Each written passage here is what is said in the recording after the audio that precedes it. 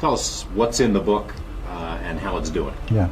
Well, the book is really my experiences as I lived them in research and development of the Army under General Trudeau, Arthur Trudeau.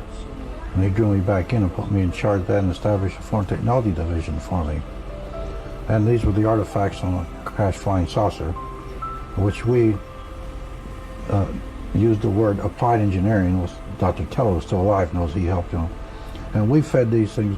He gave me the job of finding industry or scientists that were close to these items and feed us to them in normal R&D projects. And you're saying these items came from somewhere else? They came from a flying saucer. How do you know that? Because they were marked in the files as coming from New Mexico. Roswell? Yeah, Roswell. Well, I think some came from maybe another crash, but these came from New Mexico and Roswell especially. And General Trudeau gave me the job of working out a program, put these things out, feed them to industry, but there was provisions feeding it. They could have the patents, but they had to feed them out back to us as a competitive edge of the Army and to the American people and the world if necessary. Like the Japanese interviewed me, and I told them we put the integrated circuit out, and we also gave it to you. And I told the Japanese this right at the interview at Roswell. Give me a little laundry list of the things that, the technologies that are at least partially responsible from the Roswell. Well, there's the number one was the integrated circuit. Number two in importance was laser, because I had some laser instruments also. Then fiber optics came out of this.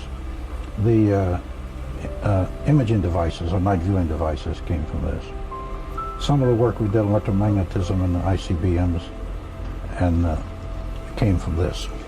Imagine the scientists and technicians and the companies that worked on this stuff are not real happy with your version of history. No, I haven't heard anything. In fact, I've heard from scientists, at least a dozen of them since then, and they're supporting everything in the book.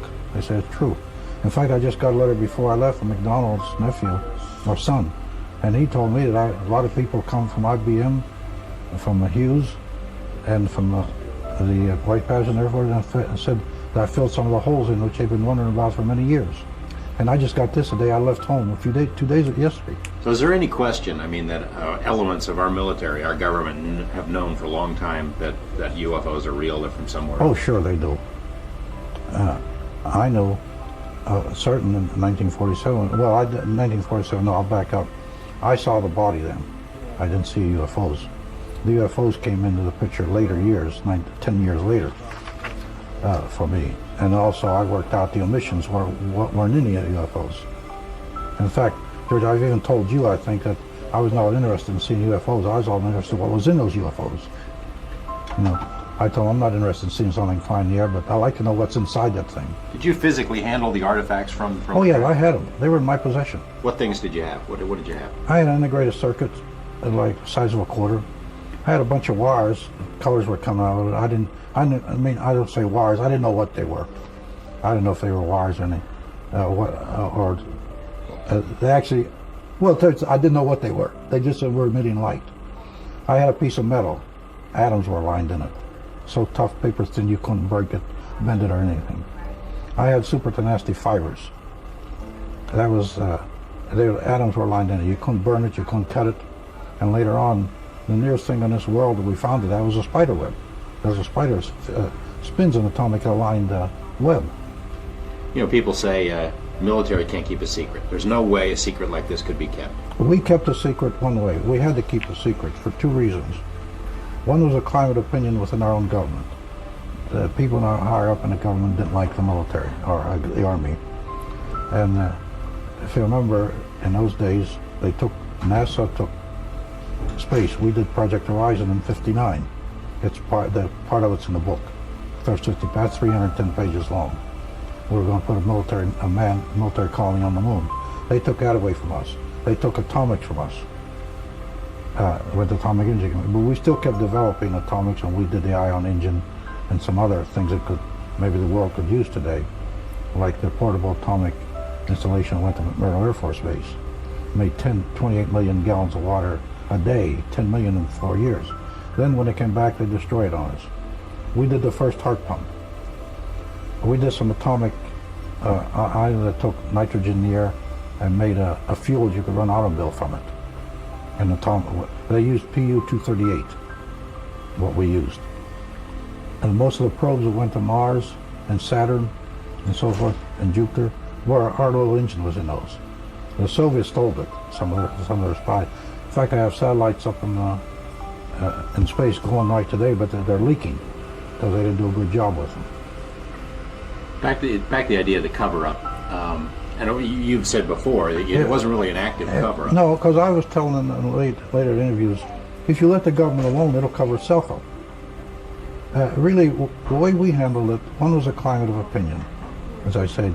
The other was within our own government we had enemies who would have been glad to destroy all this on us and to have us as kooks.